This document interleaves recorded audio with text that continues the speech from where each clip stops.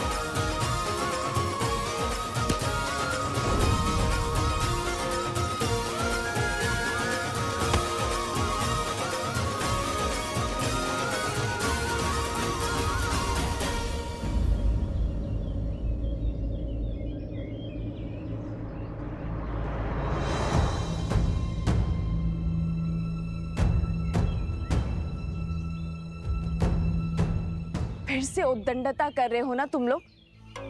नहीं मानोगे ना तुम दोनों? आज तो तुम्हें दंड देकर ही रहूंगी। कुश, नीचे आओ। नहीं, मैं नहीं आऊंगा। अब दंड दोगी। ऊपर रहकर क्या दंड से बच जाओगे? मैं भी देखती हूँ कि कैसे नहीं उतरते।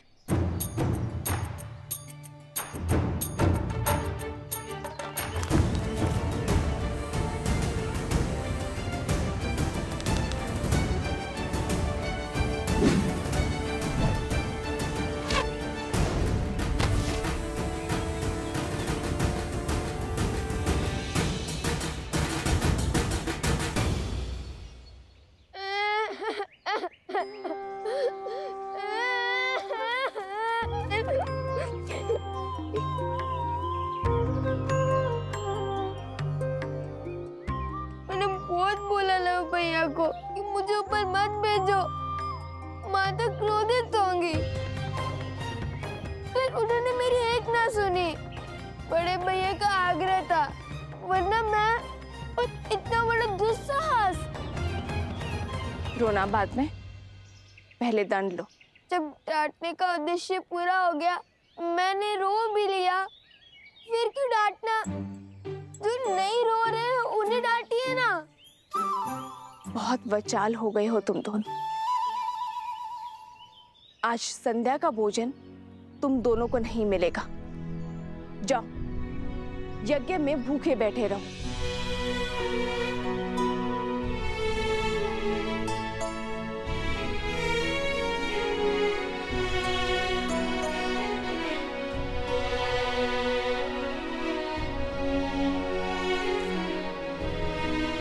वन देवी, लवकुश आपके सामने यूं ही ब्रज पर चढ़ गए, आपको भय नहीं लगा? यदि उन्हें कुछ हो जाता तो? माता की सबसे बड़ी पूंजी होती है संतान, और जब माता को अपनी संतान की योग्यता पर संदेह लगने लगे तो समझ जाओ कि उसे संदेह अपनी दी गई शिक्षा और संस्कार पर है। ओम भूर्भुवस्सुः तत्सवितुर्वरेण्यं भर्गो देवस्य धीमहि धियो यो नः प्रचोदयात्।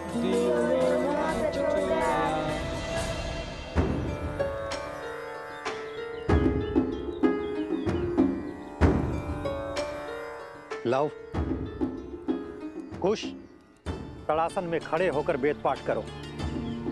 यही दंड है तुम्हारा। जी गुरुदेव।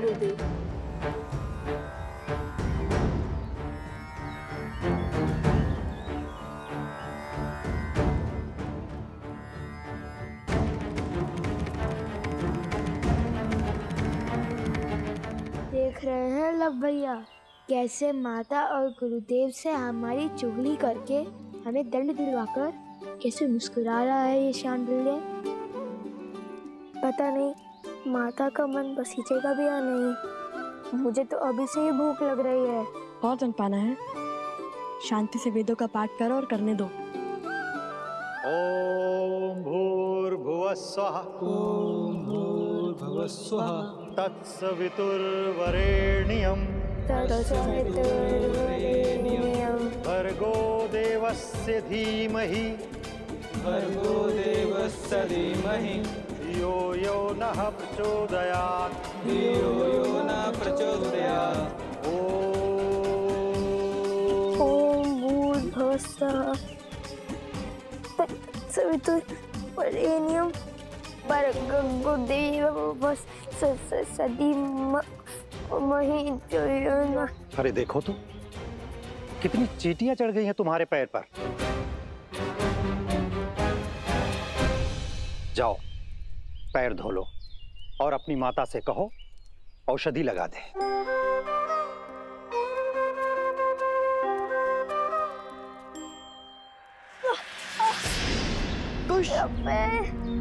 भैया सहायता करो। जाओ सहायता करो। जी गुरुदेव। कुश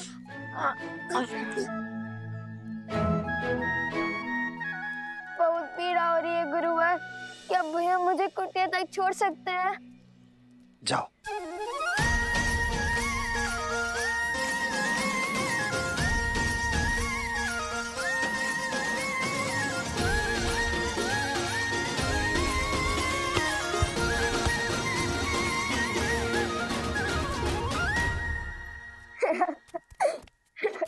क्या आवश्यकता थी इस स्वांग की? आवश्यकता थी भैया। हमने देखा नहीं शांडिल्य का मुख कैसे उल्लू की भांति उतर गया था।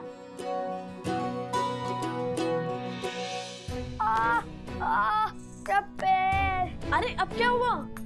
बहुत पीड़ा हो रही है। क्या हुआ?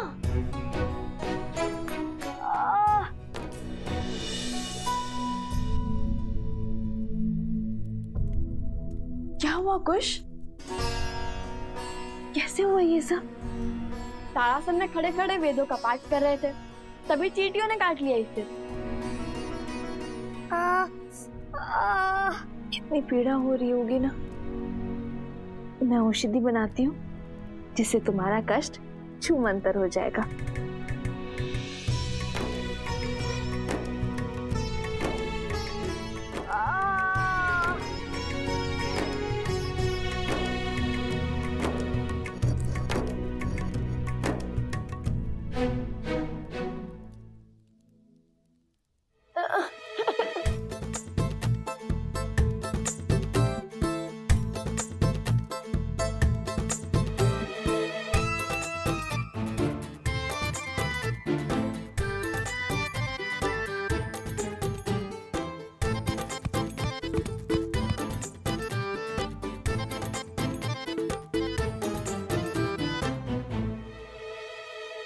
माता रहने दीजिए ना, इतनी भी पीड़ा नहीं हो रही माता। तनिक सी चींटियों के काटने से वीरों को कहाँ कुछ होता है।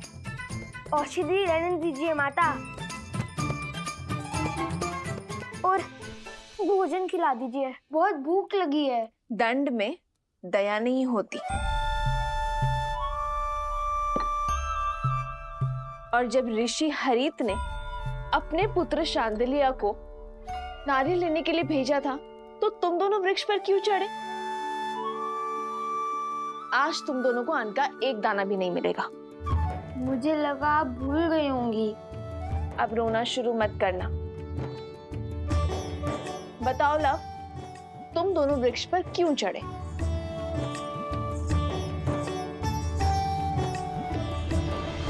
हम ये जो पूंछ लगाकर घूमते रहते हैं ना, उसके कारण आश्रम के सभी बालक हमारा उपहास उड़ाते हैं, वानर वानर कहते हैं। तो तुम दोनों पूंछ लगाते ही क्यों हो? क्योंकि हम श्री राम के सबसे बड़े भक्त हैं।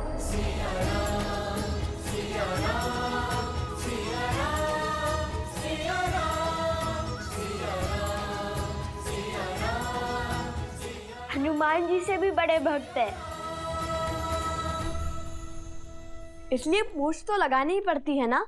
तो इसका शांडिल्य से लड़ाई का क्या संबंध है?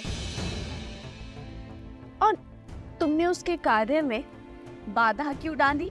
माता, भ्राता शांडिल्य बड़े ध्रुत हैं, सदा हमें छेड़ते रहते हैं। उन्होंने हमें चुनौती दी थी कि यदि हम श्री राम के सबसे बड़े भक्त हैं तो उन्हें उड़कर दिखाएं। और पता है सोमकरण ने क्या कहा? हनुमान जी के पिता तो स्वयं पवन देव हैं। तुम्हारे पिता कौन है बताओ?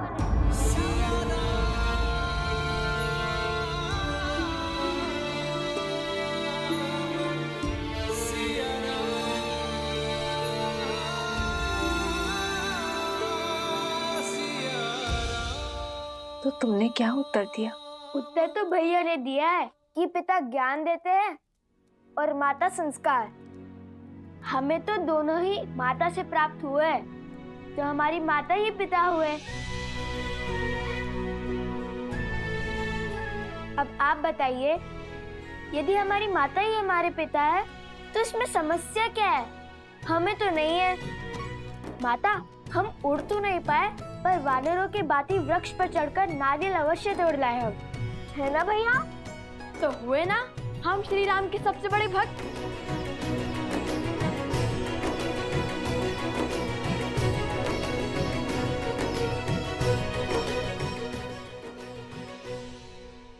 नहीं, तुमने केवल वीर हनुमान की नकल की है। चलो बैठो। उनसे बड़ा भक्त बनने के लिए बहुत समय और बहुत तपस्या लगेगी।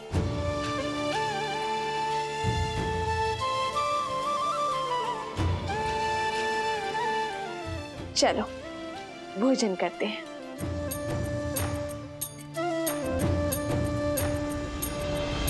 किंतु भोजन करेगा केवल लव।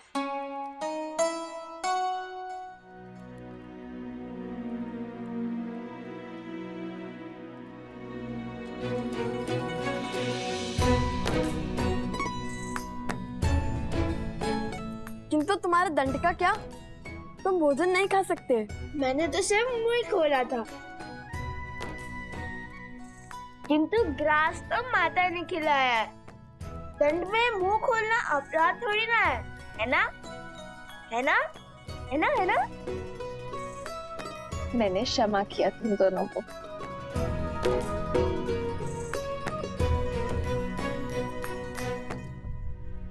माता, जब हम राजा राम से मिलेंगे ना तो उन्हें अवश्य बताएंगे कि हम हनुमान जी की भांति वृक्ष पर चढ़ सकते हैं, भांति भांति के कर्तव्य दिखा सकते हैं। फिर उन्हें विश्वास हो जाएगा कि हम उनके सबसे बड़े भक्त हैं।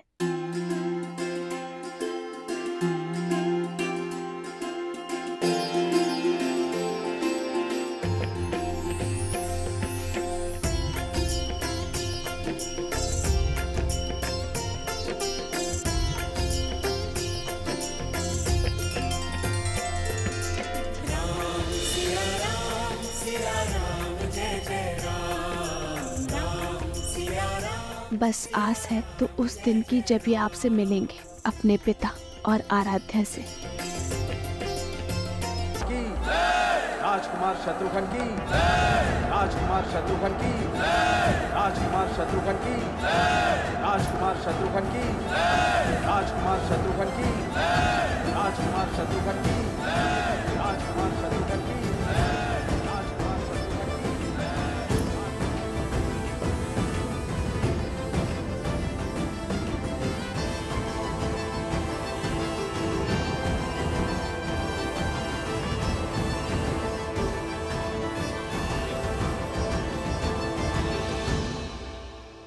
राजकुमार शत्रुघ्न नहीं, मधुपुरी का राजा शत्रुघ्न कहो।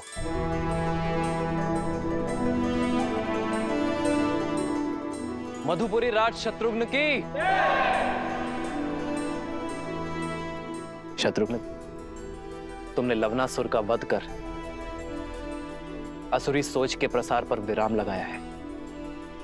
वो सोच जो ऋषियों को अपमानित कर, निर्दोषों को दंडित कर, घरों और मंदिरों को अशुद्ध कर संतुष्टि पाते हैं। बीते 12 वर्षों में आप चारों भाइयों ने समस्त आर्य भूमि में प्रशंसा और सम्मान अर्जित किया है। अब समय आ गया है कि रघुवंश का सूर्य ध्वज पूरी सृष्टि में लहराए, जिसे देख हर असुर और आसुरी सोच भयभीत हो जाए। और इस सपने को पूरा करने के लिए हमें रासु यज्ञ करवाना चाहिए भैया।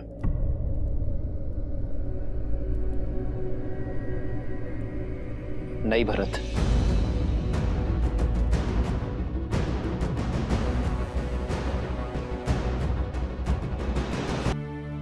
राजसूय यज्ञ अर्थात हर राज्य का राजा बन जाना, हर राज्य का राजा हमारे आगे नतमस्तक हो, बल से हमारी सत्ता स्वीकार करे, किंतु ये मुझे स्वीकार नहीं है भरत।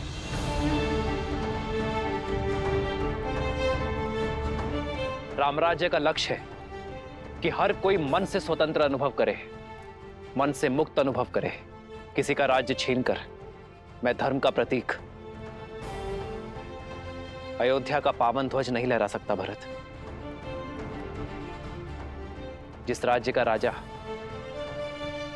सहर्ष हमारी नीति स्वीकार करता है, उसे सुख से राज्य करने का अधिकार अवश्य होना चाहिए। हमें केवल मित्रता और संधि की चाह है, और इसलिए मैं राजसूय यज्ञ के लिए सज्ज नहीं हूं। किंतु राजगुरु वशिष्ठ की बात उचित है। हमें सूर्यवंश की छत्र छाया समस्त भारतवर्ष में फैलानी चाहिए। भैया किंतु ये होगा कैसे? अश्वमेध यज्ञ से।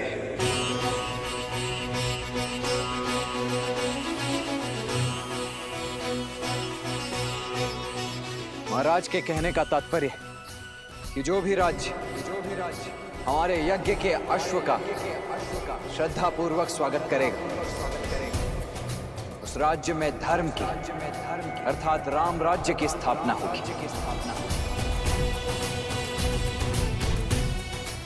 वो राज्य हमारा मित्र राज्य बन जाएगा, और हमारा युद्ध केवल उनसे होगा जो हमारे अश्व को रोकने का दुस्साहस करेगा। आचार्य, हमें अश्वमेध यज्ञ की तैयारी आरंभ करनी चाहिए।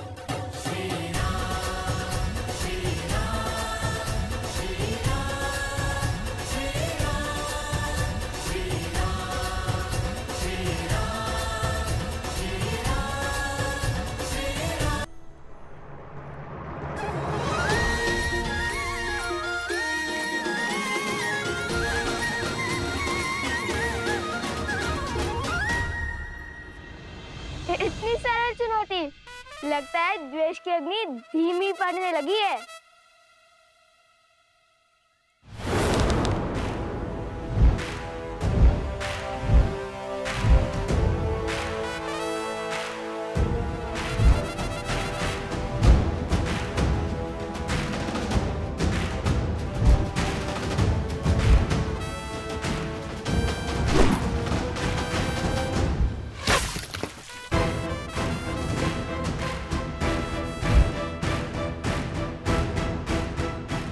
बस इतना ही सामर्थ्य है?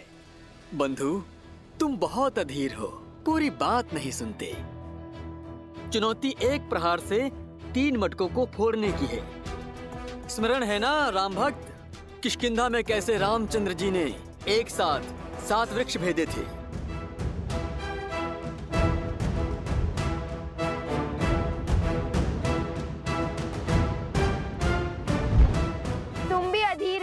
शीघ्र प्रसन्न हो जाते हो भ्राता शांडिल्य।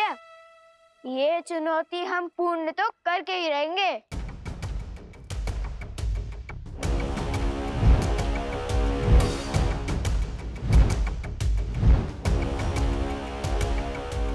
चाहिए भैया, भेज दीजिए।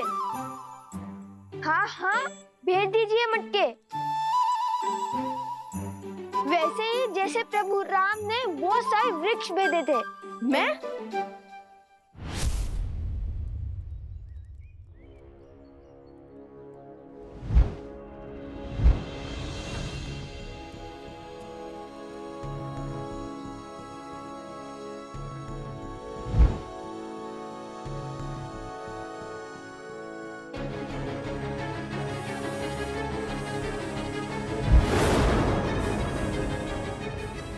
रुको रुको, वहां से नहीं, तीनों मटकों को यहाँ से भेजना है, यहाँ से। जहाँ पे मैं खड़ा हूँ बाण यहाँ से चलाना है।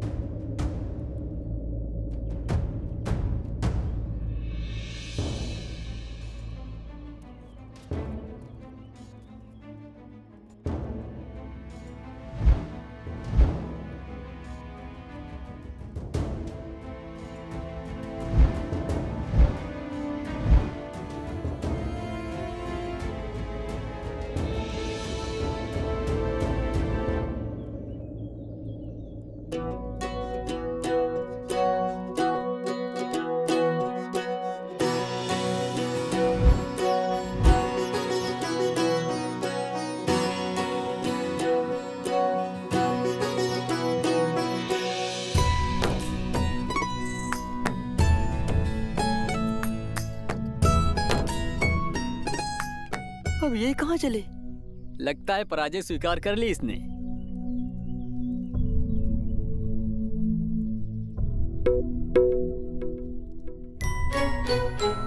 ओह, समझ गया।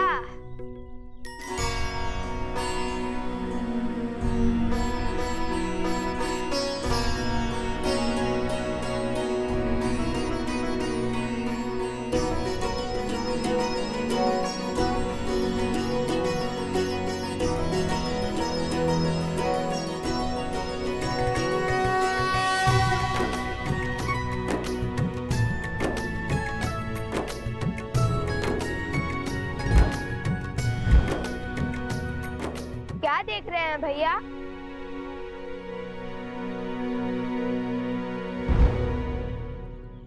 यही कि राम नाम से हर कठिन कार्य सरल हो जाता है।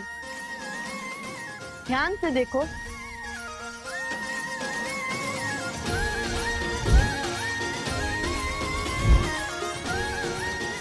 भैया, अब ये 3 मटकों को अवश्य एक साथ भेदेगा। हाँ, अवश्य भेदेगा।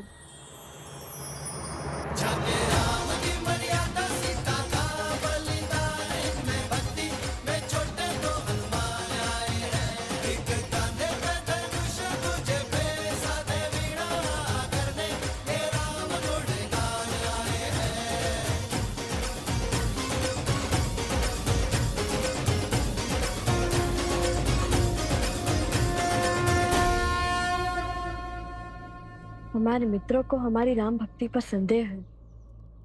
जिस राम नाम से पत्थर भी जल पर तैर जाए, उसी राम नाम ने हमें दिशा दिखाई है।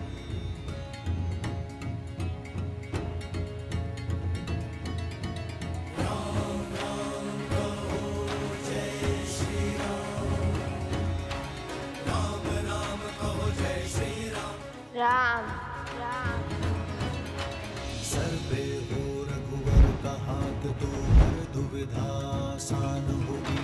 तुम वीर पुरुष, तुम पराक्रमी, तुम मर्यादा के हो स्वामी। साथ तुम्हारा जिसके साथ, तुम संकट हर लो आगामी। मन में है विश्वास तो आकाश में परश करेगा। जब होगी जीत तो हर दिशा में राम नाम गूंजेगा। राजा राम।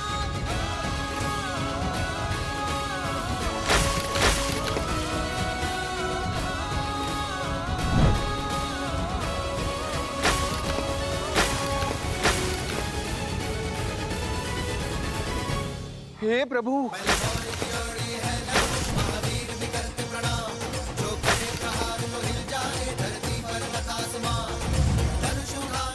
अरे कोई रोको उस तीर को, देखो।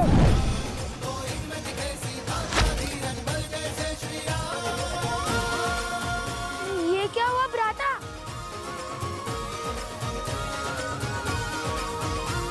अरे मटके! कितना जल बह रहा है। कोई रोको इस तीर को, सारा पानी बह रहा है। चुनौती वृक्ष पर लटके 3 मटके फोड़ने की थी, तुमने तो आश्रम के सारे मटके फोड़ दिए। इस अपराध का तो घोर दंड मिलेगा तुम्हें। मैंने क्या, पूरे आश्रम ने देख लिया। सच्चे राम भक्तों का पराक्रम। अब लगता है वन देवी का पराक्रम तुम दोनों पर बरसेगा।